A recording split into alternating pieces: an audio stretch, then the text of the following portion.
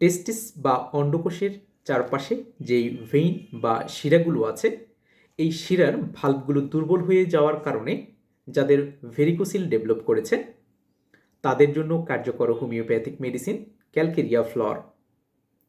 Calcarea ফ্লর এই মেডিসিনটি 6x পটেন্সিতে ব্যবহার করলে খুব ভালো রেজাল্ট পাওয়া যায়। ক্যালকেরিয়া ফ্লর এই মেডিসিনটি 3 থেকে 4টি করে ট্যাবলেট দিনে 3 থেকে 4 বার ব্যবহার করবেন। এই মেডিসিনটি নিয়মিত ব্যবহার করলে ভেরিকোসিল থেকে আরোগ্য লাভ করা সম্ভব।